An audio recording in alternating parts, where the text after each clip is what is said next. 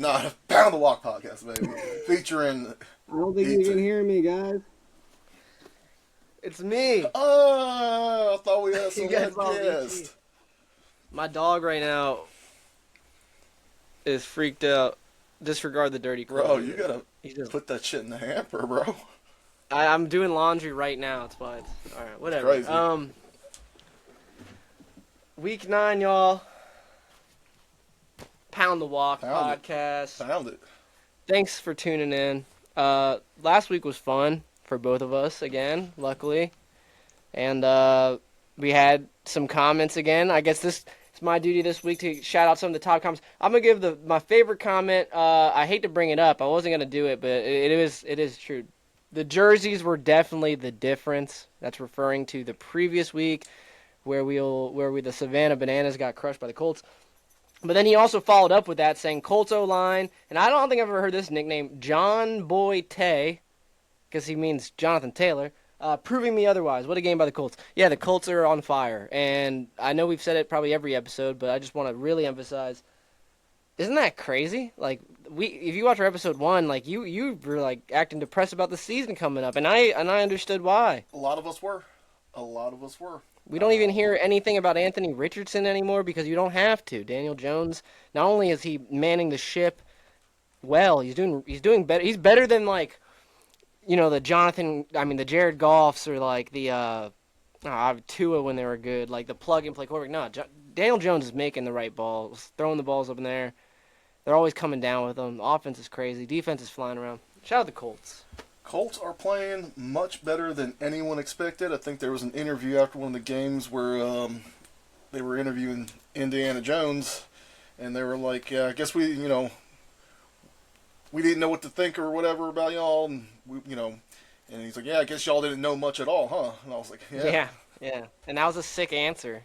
So he's got the swagger, and you guys got one of the best seasons of a running back ever. It's like LT-esque as far as his stats go, and he's just untackleable, open holes with the great offensive line. I don't know, it's just best team in the league. Shout out the Colts. The point differential is insane. I think they're outscoring their opponents by 116 points.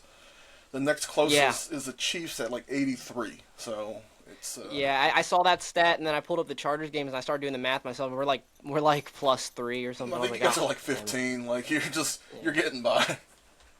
Yeah, but Colts are on fire. Last week, the Chargers played Thursday, so that was the opening game of the week.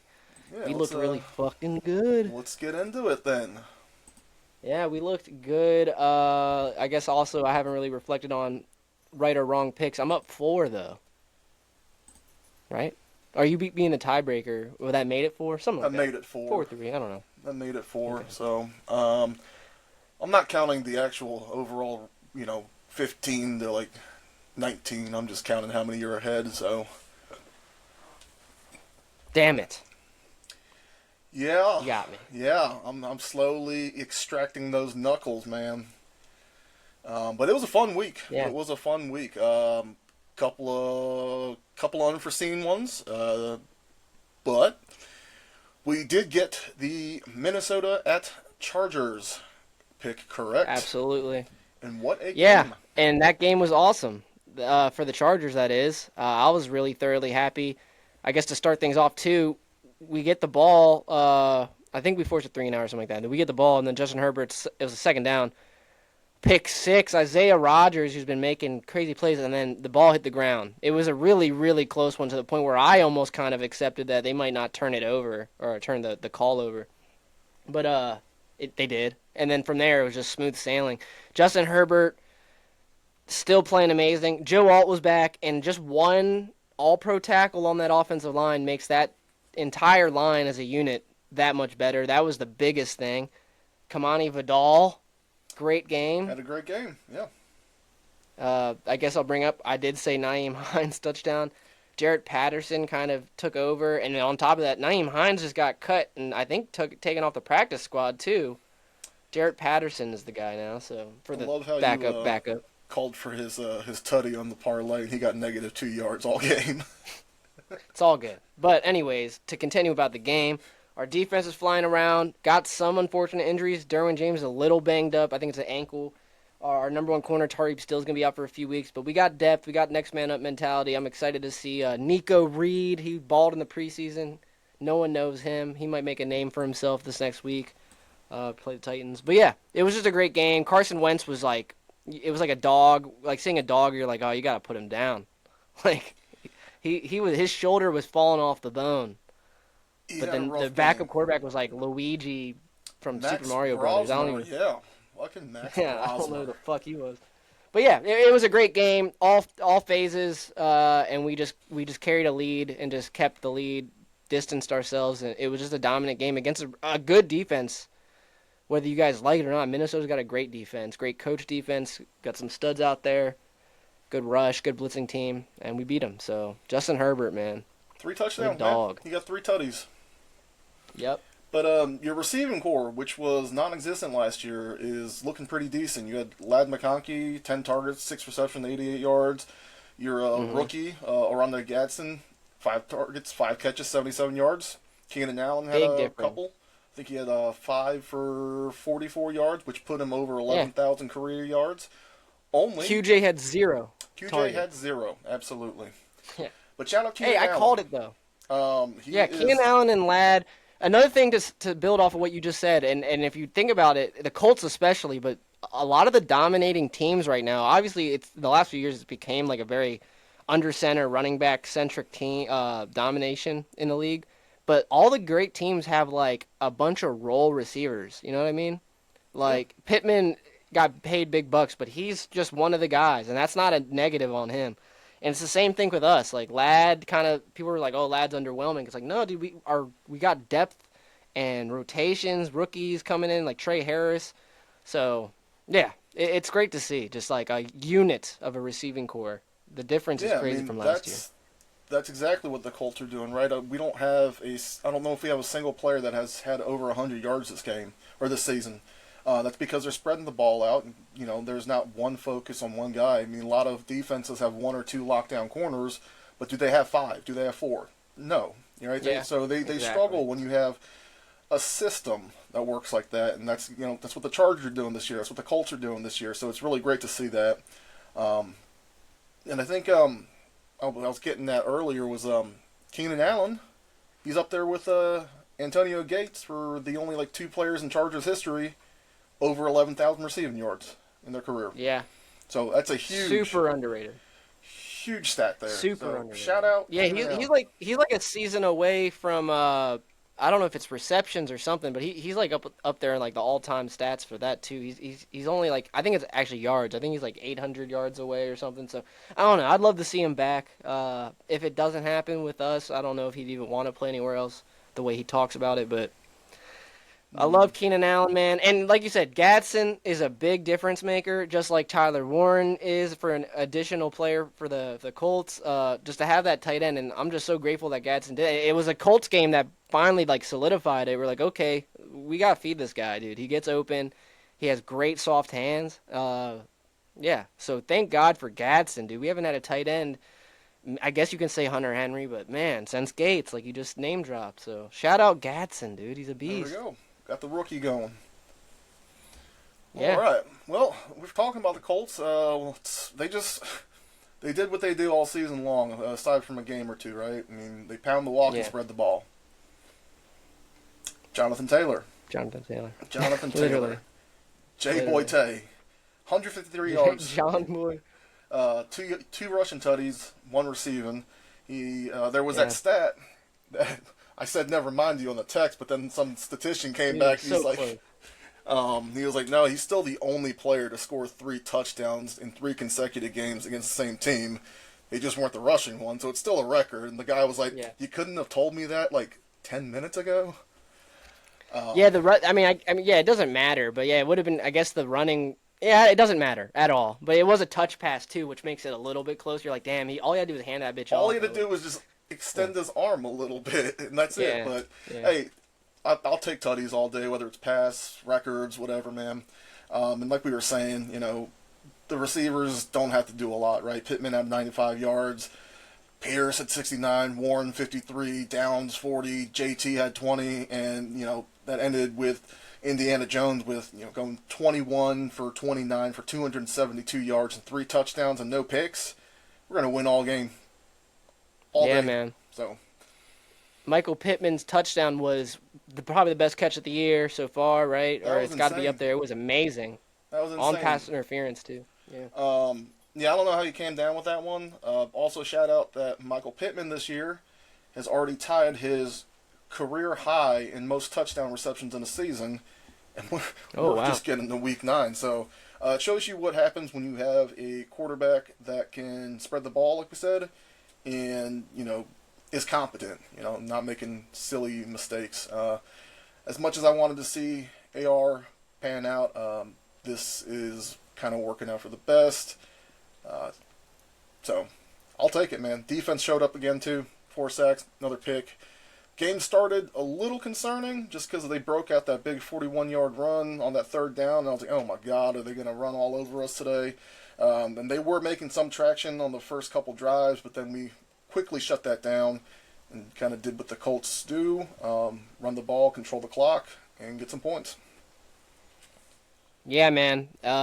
Even if it's a divisional matchup, y'all just dominated. Shout out Cam Ward. I still really have high promise in Cam Ward. I think he has a great arm talent. But yeah, you guys just fucking dominated, and the Titans are looking like potentially one of the poop teams. It's not my poop team of the week, but looking a little poopy, man. Mike McCoy, and we get to play them next week, or this week, so that's fun to see. Yeah, man. Had some stats this week. I hope so. It is our old coach as the interim coach, Mike McCoy. Who knows if that you can consider that a revenge game or not? I don't know. But Colts are the best team in the NFL, man. That's the best way to put it. Also, I guess to kind of summarize this whole week too, I remember seeing a stat. I'm sure you saw it. It was the first time since like 1970 where only one game was within a single-digit score by the end of Sunday. So that was crazy. Well, there we go. Yeah. Well, and then including Monday, too, because Chiefs pulled away on that one. But, yeah, it was just a lot of blowouts, and probably the ugliest matchup of the week ended up being the best game, which was the Jets coming back, right? That was kind of fun, I guess, against Cincy. But, yeah, that's week 8, baby. That's week 8. Now, who was your poop team, though? Yeah, I mean, I want to say the Saints, but that's really easy. I gotta go with the Falcons just because if I was a Falcons fan, I'd be just pissed off. But like it's the pure definition of like playing down to your talent, I guess is the term, right? They played great against the Bills. Was it the Eagles they played really good against? I forget. But regardless, then they play these shit teams and don't do anything. Kirk Cousins was really underwhelming this week, I guess, unfortunately for him. So the Falcons are my poop team of the week. Yeah, I'm going to have to agree with you on that one. You got someone like Bijan, you're just not using him. I think he had like 25 yards on a team that everyone has run against really well. So a little concerning there, especially that you know that Kirk Cousins isn't the most consistent quarterback. You want to give him a little bit of support by getting him a decent run attack, kind of open things up for him, which they just did not do. So I know we typically try not to double up on poops, but we're going to have to take a double poop here on the Atlanta Falcons. Double poop the Falcons this week, guys. Yeah, especially against the Dolphins. Now I'm thinking about it again because Tua played great, and I'm not trying to shit on Tua, but their team was literally falling apart in front of our eyes, and then this just gives them that false sense of hope, if you ask me. Yeah, poopy. So, what's your not so poop team of the week? Do you got one? A not so poop team of the week? I always wanted to say the Colts, dude. Yeah, well, Green Bay, dude. The Colts are not in poop talks for a little while. Green Bay had a great game against Pittsburgh. A lot of people thought that Aaron Rodgers was going to have a big revenge game. I know he went on air to clarify this is not a revenge game, but if you know Aaron Rodgers, it was absolutely a revenge game. And Green Bay, on the road, showed up on primetime against a veteran quarterback who was in his revenge game, got the job done, and then some. So, shout out Green Bay. Yeah, I guess to give another team some flowers, the Eagles. They've been, I guess you could say, inconsistent. At the end of the day, they've been winning more than losing, as they should. But this week, Saquon breaks away for like I don't know, it's got to be like at least a 50-yard plus run first quarter, first drive. That was really sick. They were firing off on all cylinders. Jalen Hurts was throwing touchdowns. I think he threw at least 3, dude, if I'm not mistaken. But yeah, they put up 38 points. They were without A.J. Brown, right? Yeah, A.J. Brown was out. So to do that without A.J. I feel like Jalen Hurts balled. So, yeah. All right. Yeah, Jalen Hurts had 4 touchdowns. So shout out Jalen Hurts without A.J. Brown, which, I mean, they've kind of almost been without A.J. Brown all year, the way his production's been. But, yeah, the Eagles, it was a statement game against a divisional matchup where they already lost to the Giants. So, Eagles look good. Rest in peace, Cam Scatterbo. Yeah, that's unfortunate. And it's sad that it was on a pass play, too. And that was gnarly. He was showing a lot of life there, and Jackson Dart you saw him, he was visibly upset. He gave him a little gentle headbutt just as a dap up on the way out. Yeah, that's unfortunate. That hurts. I'm sure that doesn't mean his career's over at all, but that takes a big hit. It's not like he's a speedy back. Hopefully he can just have the same strength that he has. Very, very short career that he has. I'm sure he'll be back next year. He'll be back. I mean, he's probably walking on it right now with his fucking crazy ass. So, yeah, man, that was week 8 of Pound the Walk podcast. Hell yeah! Keep commenting, guys. We're having a fun time. Hopefully there's closer games this week. Not the Chargers, not the Colts, but hopefully there's closer games, more enjoyable ones. But it was still beautiful Sunday NFL hucky chucky football. What'd you say? All right, let's take a look at some football. Okay. Yeah. First game, Baltimore at Miami. Miami looked hot, like we said, against a very hot and cold Falcons. But Baltimore right now, they have to win. They scratched away. They not even scratched away. It wasn't a great performance, but they beat the Bears by 2 possessions, which the Bears were hot. And now they got Lamar Jackson back. So yeah, Baltimore. Yeah, man. I'm taking Baltimore as well. Miami's just Miami. I think they had that confidence game. Atlanta, like you said, is hot and cold and cold and cold and hot. I think this is that false sense of confidence coming, So, yeah. Take the Thursday night game with both of us going with the Ravens. Hopping into Sunday, 1 o'clock game. Chicago at Cincinnati. We're both doubling down on the Bears. Cincinnati. Yeah. Obviously they're struggling a little bit. Not firing on all cylinders. I think Chicago's going to bounce back after not the prettiest game they've played this season. So, give me the Bears. Yeah, I got to go with the Bears. They're still 4-1 in the last 5 weeks. I do believe that they're dialed in with their offensive scheme and Ben Johnson. That rookie back, Monangai, I think he's on the up and up too. And this is a good test against a underwhelming defense that lets a lot of points. So if Chicago is who they say they are, they should put up 30-something on Cincy. I see that happening. All right now. Minnesota at Detroit. Detroit's hot. I don't know if J.J. McCarthy's back. I don't think that makes much of a difference right now. Might hurt. So, yeah, give me Detroit. Yeah, as a Vikings fan, you better hope J.J. gets back sooner than later, especially, I think Carson Wentz is done for the year now. Done for his career, probably, too, that is. But, yeah, Detroit, man. I don't see this one being pretty either. Carolina at Green Bay. Green Bay came off a massive win, and Carolina's Carolina. So, give me the Packers. Yeah, Carolina, I was thinking about this week. They're kind of in an identity crisis because Rico Dowdle rushed for 500-plus yards in 2 weeks, and then Chuba gets back the very next week. And the last 2 weeks, it's they're splitting carries, and none of them get going. So, I don't know. Kind of an identity crisis. Confidence thing, Yeah. But Green Bay, for sure. LA Chargers at the Tennessee Titans. I mean, it could be a close one. if your entire No. offensive line dies on the plane ride over. Chargers need to win this. They were starting to fall in their division. They need to kind of catch back up at this point. So they've been playing good. Your guys are getting healthy again. Tennessee, you saw, what a decent team can do to them.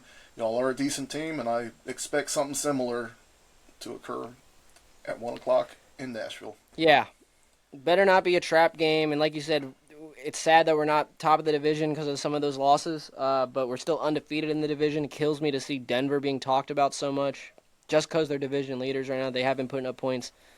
We just need to keep getting these easy wins, the ones that should be wins, and rack those up, and then look forward to our extra or 3 other divisional matchups. So, yeah, we can't play around, man.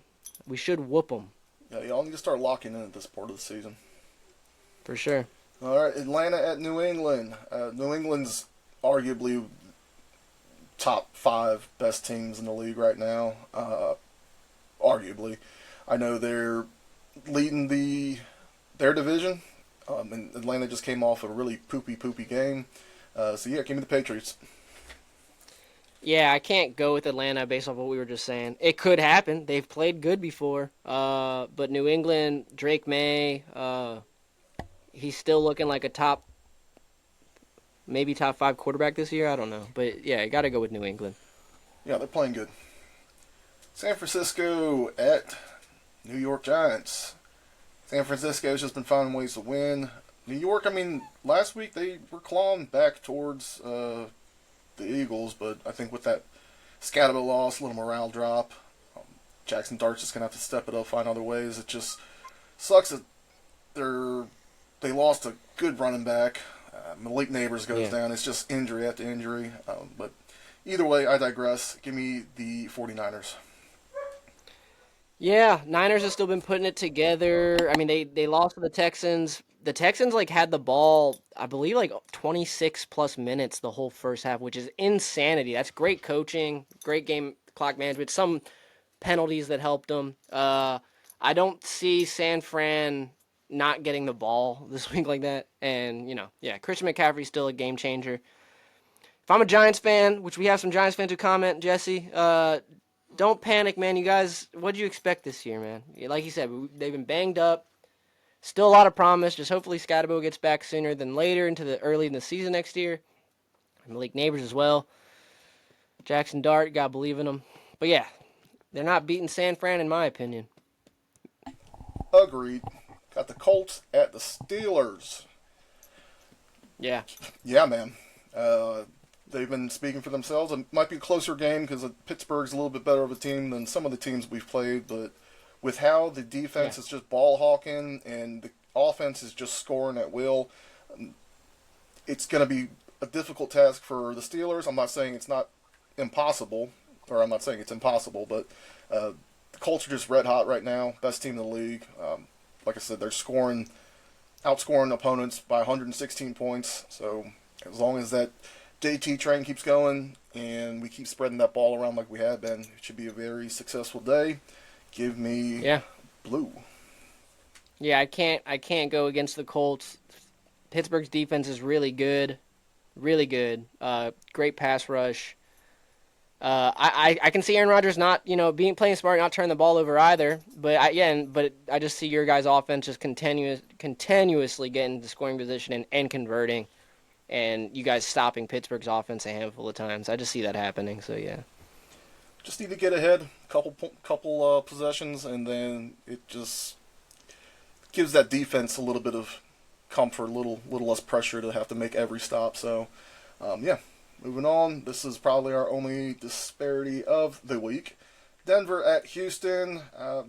Hate to do it to you, but I can't go against my guys, and you can't go against your guys. So it's gonna be a close game. It's gonna be a close game. Once again, Houston dominated the time of possession last week against a good defense in San Fran, and they've played good in the last 4 weeks. They 3 or 4 weeks ago they shitted on the Ravens, really shitted on the Ravens, and they've been putting up points. I don't think their offense is no longer can't block, can't put up points. So they're finally converting. I see their defense. It's gonna be a great defensive matchup too. But yeah, like you said, I can't give Denver this win. Especially, I just gave it to the home team essentially. There you go. Yeah, I mean, look, Denver's defense is still top notch. Like you said, Houston's still up there too, so it'll be a good defensive game. I'm expecting relatively low scores, maybe a lot of kicking in this one. So yeah, we're just based on division principle. This is where we kind of split here. And I will say, Patrick Surtain, he's out. He's done this season, I believe, which is unfortunate. Or he's gone for a good period of the regular season at least. And then they got, I hate to hate on someone, but Riley Moss, they got this white cornerback, Riley Moss. He's the other corner. He's a great coverage corner, but whenever the ball goes up to his receiver, the receiver takes the ball from him. Like, he gets mossed so much. Damn. No pun intended. Terrible name to have to. Yeah, he gets mossed all the time. I think he's a great coverage corner, but he can't play the ball, dude. And hopefully I don't jinx that. But yeah. All right, Jacksonville at Las Vegas.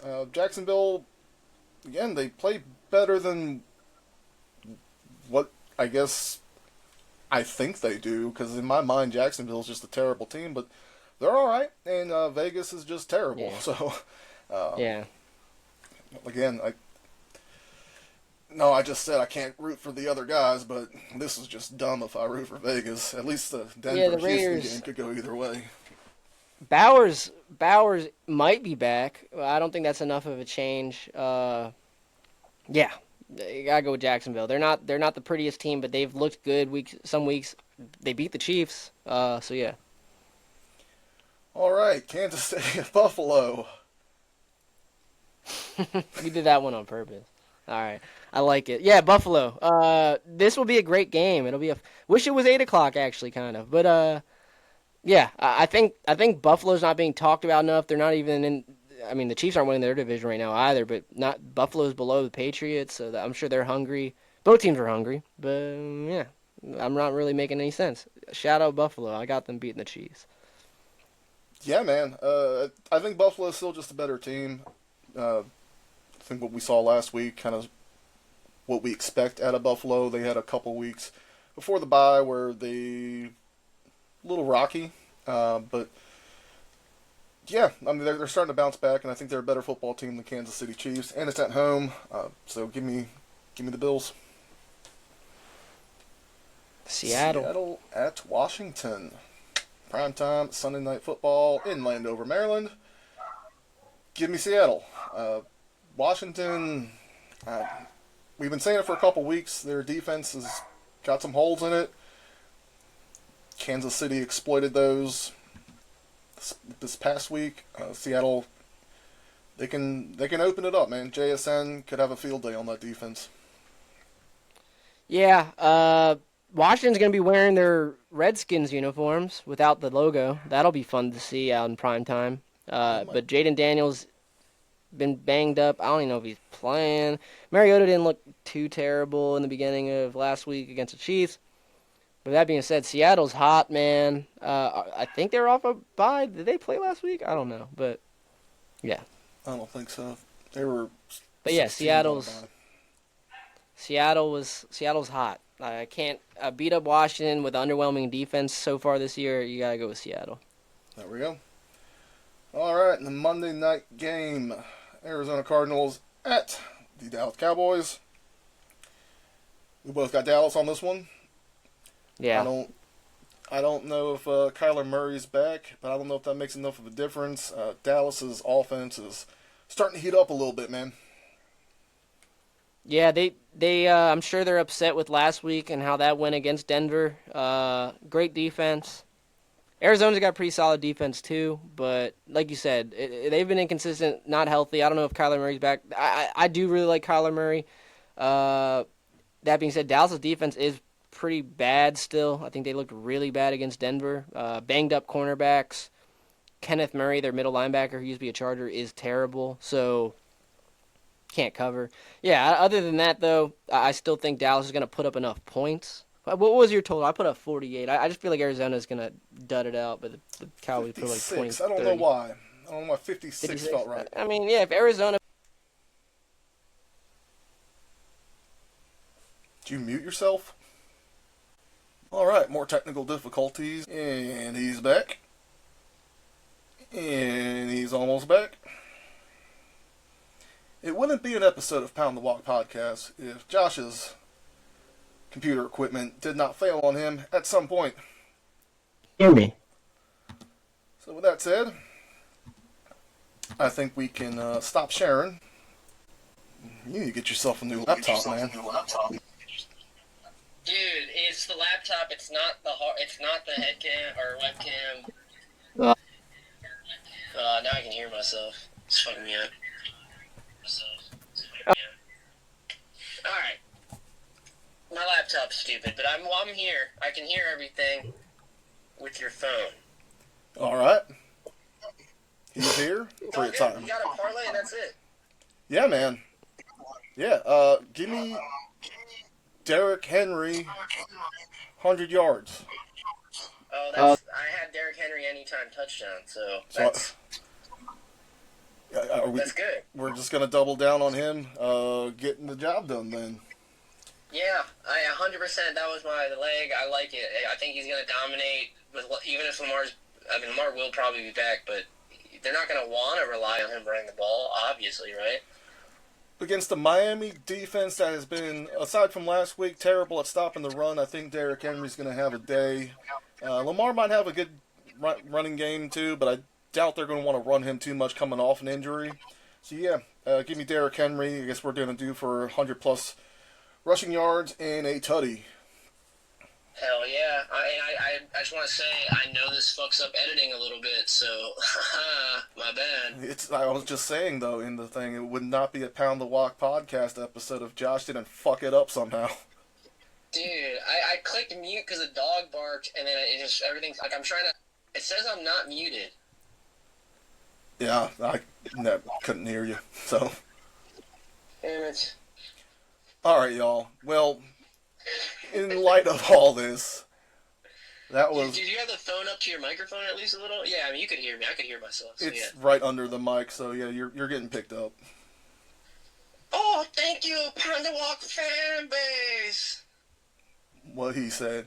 That was week 9 of Pound the Walk podcast, baby. Thanks for tuning in. Pound it.